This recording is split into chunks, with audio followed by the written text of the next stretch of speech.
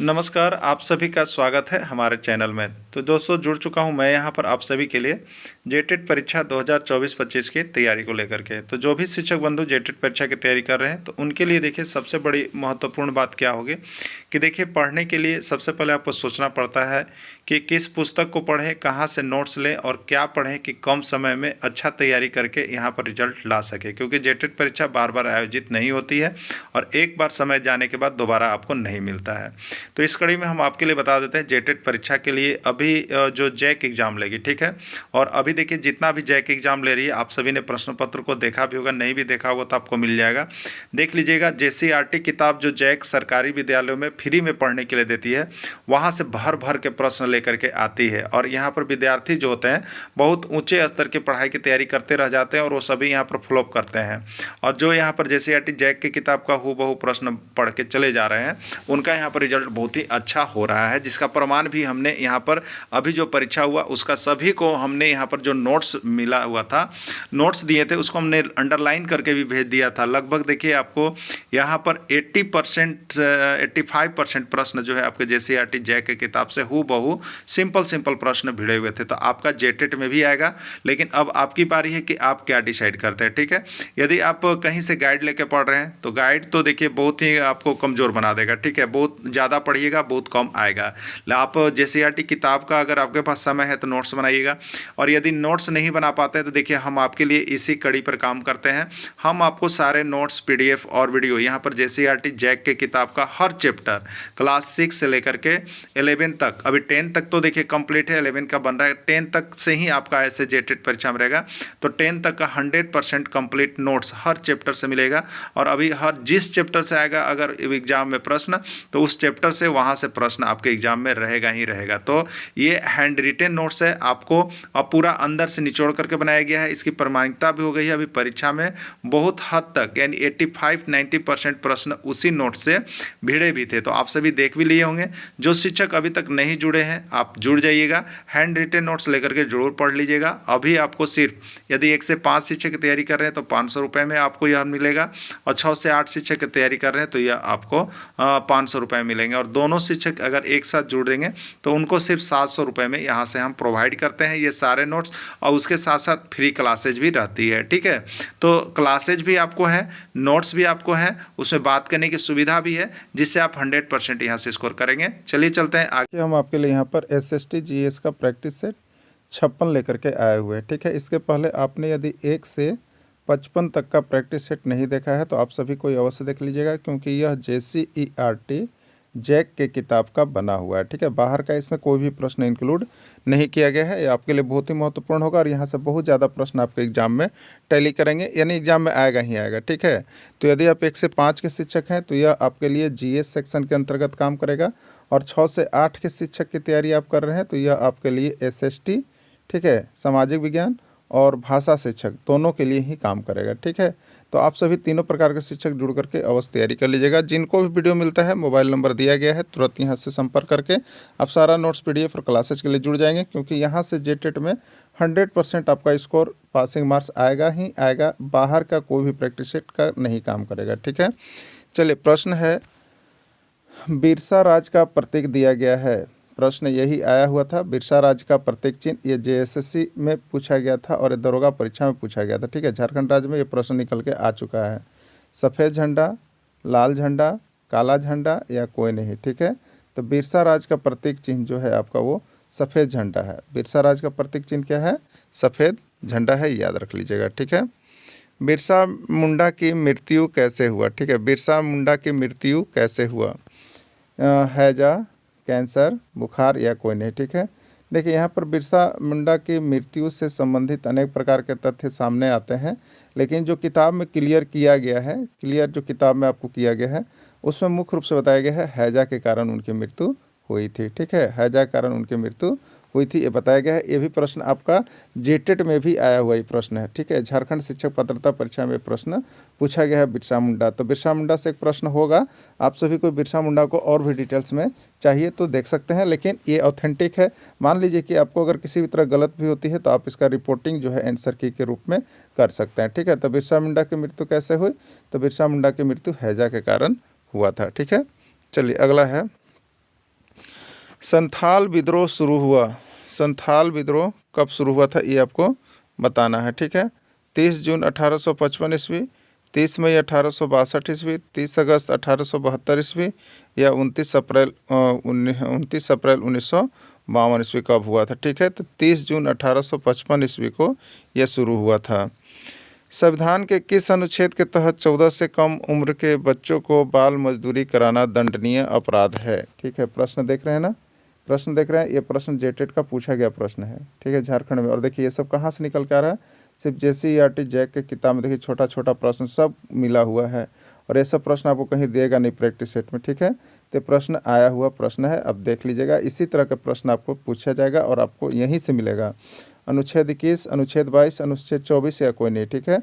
तो देखिए अनुच्छेद 24 यह कहता है कि संविधान के अनुच्छेद के तहत 24 के तहत 14 से अगर कम उम्र का बच्चा है तो उसको बाल मजदूरी कराना दंडनीय अपराध है। इसके लिए उन्हें शिक्षा देना अनिवार्य किया गया है 14 वर्ष तक के बच्चों को, ठीक है। अगला है 6 से 14 साल के बच्चों को किस अनुच्छेद के तहत मुफ्त शिक्षा उपलब्ध कराए जाने का प्रावधान है। 6 से 14 साल के बच्चों को किस अनुच्छेद के तहत मुफ्त शिक्षा उपलब्ध कराए जाने का प्रावधान है, ठीक है। ये देखिए आपको पॉलिटिकल साइंस जो राजनीति शास्त्र है वो उसमें आपको ये सब प्रश्न दिया गया है, ठीक है, वहाँ दिया गया है। और ये 6 से 14 साल के बच्चों को किस अनुच्छेद के तहत मुफ्त शिक्षा उपलब्ध कराए जाने का प्रावधान है, ये प्रश्न आपका जेटेट में ही आया हुआ है, ठीक है, जेटेट में। ये 2016 का प्रश्न है, ये 2016 का प्रश्न है, ठीक है। तो इसको आप लोग देख लीजिएगा, यहाँ से एक प्रश्न, ये जो मध्याह्न भोजन वाला होता है, यहाँ से एक प्रश्न आपको हर बार हम देखते हैं, और हर स्टेट में, यहीं की बात नहीं कर रहे हैं, हर स्टेट का जो शिक्षक पात्रता परीक्षा होता है, मध्याह्न भोजन और ये जो बच्चा वाला है, यहाँ से एक प्रश्न निकल के आता ही आता है, इसलिए आप लोग का आएगा ही आएगा, 100% आपको श्योर कर दे रहे, ठीक है। तो वो है देखिए अनुच्छेद 21 किस में है, संशोधित करके अनुच्छेद 21 में 6 से 14 साल के बच्चों को मुफ्त शिक्षा उपलब्ध कराए जाने का प्रावधान किया गया है, ठीक है। अगला है संथाल विद्रोह का नेतृत्व किसने किया। संथाल विद्रोह का नेतृत्व किसने किया, सिंधु, नीलांबर पीताम्बर या कोई नहीं, ठीक है। तो संथाल विद्रोह का नेतृत्व सिंधु ने किया था, ठीक है। संथाल याद रखिएगा ऐसे, संथाल और यही स से सिंधु, संथाल और यही स से सिंधु, यानी संथाल विद्रोह का नेतृत्व किसने किया, सिंधु ने किया। क्लियर हो गया है। चलिए अगला देखिएगा, संथाल विद्रोह में सिंधु के साथ साथ और कौन शामिल थे, बताना है। संथाल विद्रोह में सिंधु के साथ साथ और कौन कौन शामिल थे। तो देखिए संथाल विद्रोह तो अकेले नहीं लड़ा गया था, ठीक है, अकेले नहीं लड़ा गया था, सभी लोगों ने इससे सहयोग दिया, लेकिन उनके साथ जो मुख्य सहयोगी के रूप में थे उसमें कौन कौन थे ये पूछा जा रहा, ठीक है। तो संथाल विद्रोह में सिंधु के साथ उनके सहयोगी थे, उनके साथ कान्हू, चांद, भैरव या सभी। तो सिंधु के साथ कान्हू भी थे, चांद भी थे और भैरव भी थे। यही सब अपना एक ग्रुप बना करके अंग्रेज़ों के साथ क्या कर रहे थे, लड़ाई लड़ रहे थे, ठीक है। यही चारों। तो सिंधु के साथ कौन कौन थे, सिंधु के साथ कान्हू, चांद और भैरव, तीनों साथ में शामिल थे, ठीक है। यानी राइट आंसर का सभी हुआ। संथाल विद्रोह का राजा कौन था, संथाल विद्रोह का राजा कौन था, ठीक है। देखिए यहाँ पर जब संथाल विद्रोह हुआ तो कोई भी विद्रोह को जब चलाया जाता है तो विद्रोह को चलाने के लिए उसमें सभी ऑफिसर, सभी अधिकारी के रूप में रैंक का चयन होता है कि किसको क्या कौन सा दायित्व दिया जा रहा है, ठीक है। तो यहाँ पर संथाल विद्रोह में कौन कौन थे, सिंधु थे, ठीक है, सिंधु, फिर कौन थे, कान्हू, उसके बाद कौन थे, चांद, और उसके बाद भैरव। ये मुख्य यहाँ पर पद के अधिकारी बने गए थे, ठीक है।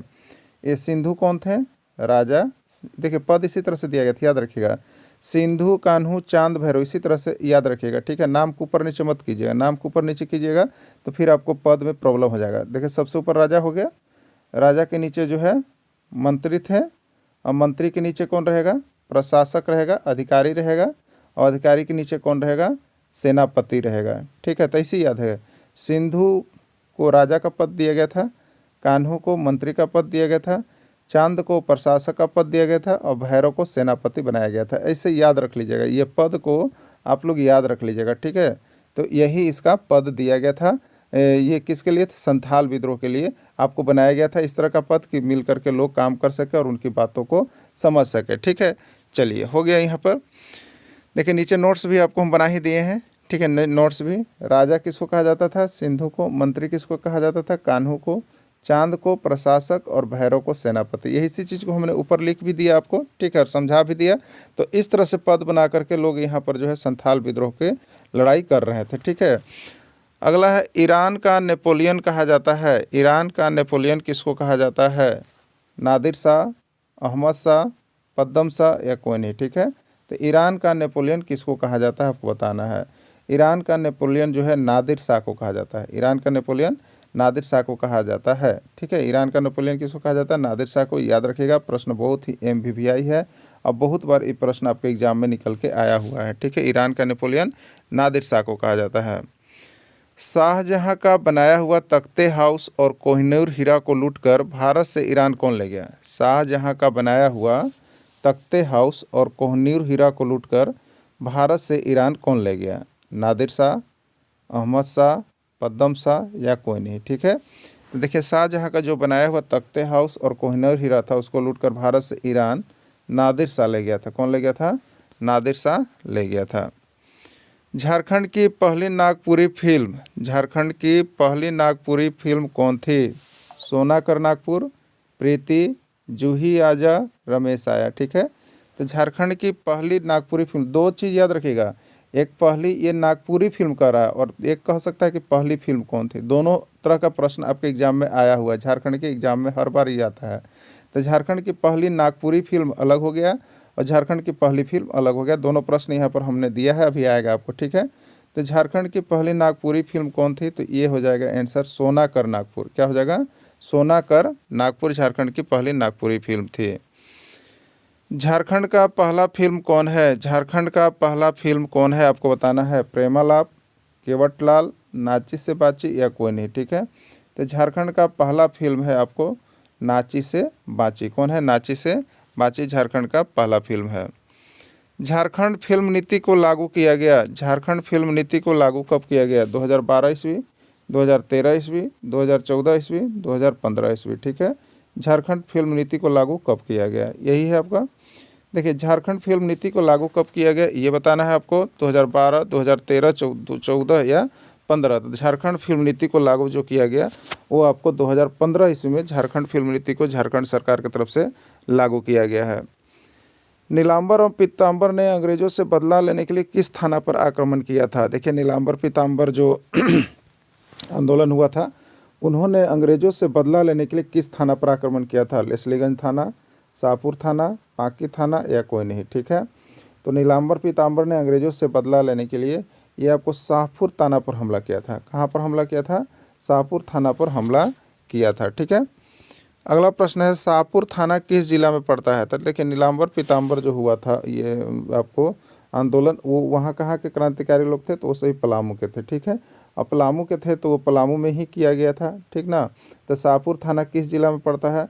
इसका मतलब वो पलामू जिला में ही पड़ता है, ठीक है। शाहपुर थाना किस में पड़ता है? पलामू जिला में पड़ता है। विद्रोहियों की खबर सुनते ही कौन सा अंग्रेज अधिकारी वहां सेना भेज दिया था? जैसे नीलांबर पीताम्बर का जब विद्रोह शुरू हुआ था, अंग्रेजों को पता चला कि यहाँ पर विद्रोह होगा, तो विद्रोह की खबर सुनते ही कौन सा अंग्रेज अधिकारी वहाँ सेना भेज दिया था पलामू में, जो नीलांबर पीताम्बर यहाँ पर हो रहा था आंदोलन, ठीक है। Lord Mountbatten, Lord Dalhousie, colonel Dalton या कोई नहीं, ठीक है। तो देखिए, यहाँ पर जो आपको बोला जाता है कि जो पलामू है उसका नाम क्या है आप लोग जानते होंगे? डाल्टनगंज। क्या है? डाल्टनगंज, ठीक है। तो ये डाल्टनगंज जो है वो क्या, वो कर्नल डाल्टन ही है। तो वही कर्नल डाल्टन जो थे उस समय, उन्होंने ही वहाँ पर क्या कर दिया, तो विद्रोहियों की खबर सुनते ही अंग्रेज अधिकारी को भेज दिया था विद्रोह को दबाने के लिए। तो कर्नल डाल्टन थे, ठीक है।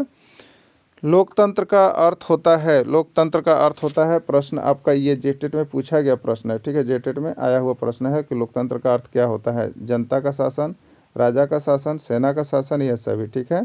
तो लोकतंत्र का अर्थ क्या होता है? जनता का शासन होता है। लोकतंत्र का अर्थ क्या होता है? जनता का शासन होता है, ठीक है। चलिए, राजतंत्र शासन का अर्थ है, राजतंत्र शासन का क्या अर्थ है? जनता का शासन, राजा का शासन, प्रजा का शासन, सेना का शासन, ठीक है। राजतंत्र शासन का अर्थ क्या है? तो राजतंत्र शासन का अर्थ है राजा का शासन। जहाँ पर राजा का शासन चलता है उसको राजतंत्र कहते हैं, और जहाँ पर जनता का शासन चलता है उसको हम लोग लोकतंत्र कहते हैं। उसको हम लोग क्या कहते हैं? लोकतंत्र कहते हैं, ठीक है।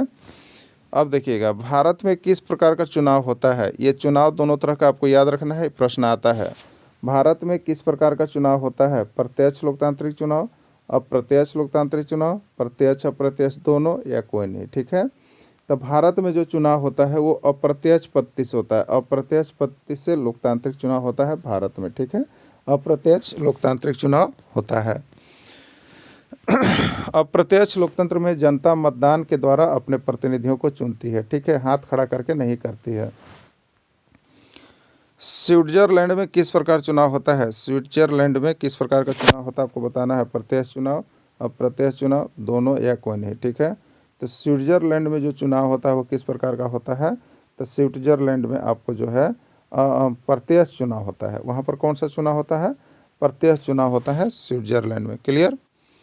प्रत्यक्ष चुनाव में क्या होता है, देखिए लिखा हुआ है, प्रत्यक्ष चुनाव में जनता अपने सामने सीधे खड़े होकर शासक को चुनती है प्रत्यक्ष चुनाव में। ठीक है, अगला प्रश्न है, मध्याह्न भोजन योजना भारत में किसके सहयोग से संचालित है। देखिए, मध्याह्न भोजन से एक प्रश्न तो आपका रहेगा ही जेटेट में, एकदम कंफर्म रहिए। एक प्रश्न मध्याह्न भोजन से रहेगा, एक प्रश्न ये बाल मजदूरी वाला रहेगा, एक प्रश्न शिक्षक अधिकार अधिनियम वाला जो है वो रहेगा। ये 3 प्रश्न यहाँ पर कुछ न कुछ घुमा करके आपको पूछेगा ही पूछेगा। आपको बता रहे हैं जैसे जैसे टॉपिक आ रहा है। आप और डिटेल्स पढ़ना चाहते हैं तो और डिटेल्स पढ़ लीजिएगा। ठीक है, मध्याह्न भोजन योजना भारत में किसके सहयोग से संचालित है। केंद्र सरकार, राज्य सरकार, केंद्र और राज्य दोनों, या कोई नहीं। ठीक है, तो देखिए यहाँ पर मध्याह्न भोजन MDM, जिसको MDM आप लोग कहते हैं, झारखंड के सरकारी विद्यालय में चला जा रहा है मिड डे मील मध्याह्न भोजन योजना। यह बहुत ही कारगर योजना रहा है सरकार की तरफ से, जो कि बीच में आपको विद्यालय के बीच में ही यहाँ पर बच्चों को भोजन रूटीन के अनुसार डे बाई डे करवाया जाता है। ठीक है, तो ये किसके सहयोग से संचालित है। जो राशि आती है कौन देता है, तो ये दोनों का सहयोग है, केंद्र और राज्य दोनों के सहयोग से यह योजना जो है मिड डे मील संचालित है। मध्याह्न भोजन योजना भारत में सर्वप्रथम किस राज्य में लागू किया गया। देखिए ये प्रश्न, मध्याह्न भोजन योजना भारत में सर्वप्रथम किस राज्य में लागू किया गया। ये प्रश्न जेटेट का है, आप देख लीजिएगा, जेटेट का है। ठीक है, जेटेट का है, 2012 का भी है, 2016 का भी है, जेटेट का है, एकदम कंफर्म हो जाइए। ठीक है, आया हुआ प्रश्न है। और देखिए कहाँ से निकला, तो JCRT जैक की किताब से एकदम बीच से निकला है। ठीक ना, तो देखिए होता क्या है ना कि आप जैसे JCRT जैक का किताब पढ़िएगा तो आप बल्कि आपको ज़्यादा पढ़ने का इच्छा कर रहा है तो उसी टॉपिक को पढ़ लीजिए जो टॉपिक उसमें मिल रहा है, क्योंकि टॉपिक उसके बीच से ही इंक्लूड होगा। जैक की किताब जो सरकारी उसी से इंक्लूड होगा, तो आप उसको और डिटेल्स पढ़ लीजिए। तो मध्याह्न भोजन योजना, उसमें मान लीजिए एक शब्द आया तो मध्याह्न भोजन योजना को पूरा देख के बना लीजिए, विशेष लगता है। लेकिन पहले उसमें जो प्रश्न आया उसको कंप्लीट कीजिए, क्योंकि प्रश्न कम पढ़िएगा और यहाँ से ज़्यादा भिड़ेगा, इसलिए इसको नोट्स को तो छोड़िएगा नहीं, अभी जुड़ जाइएगा आप सभी को। ठीक है, तो मध्याह्न भोजन योजना भारत में सर्वप्रथम किस राज्य में लागू किया गया है, तो वो राज्य है देखिए तमिलनाडु। कहाँ लागू किया गया था, तमिलनाडु में लागू किया गया था। ठीक है, सूरत बंदरगाह कहाँ स्थित है। सूरत बंदरगाह कहाँ स्थित है, केरल, कोलकाता, गुजरात, या कोई नहीं। ठीक है, तो सूरत बंदरगाह कहाँ स्थित है, गुजरात में। सूरत कहाँ स्थित है, गुजरात में स्थित है। ठीक है, ईस्ट इंडिया कंपनी भारत से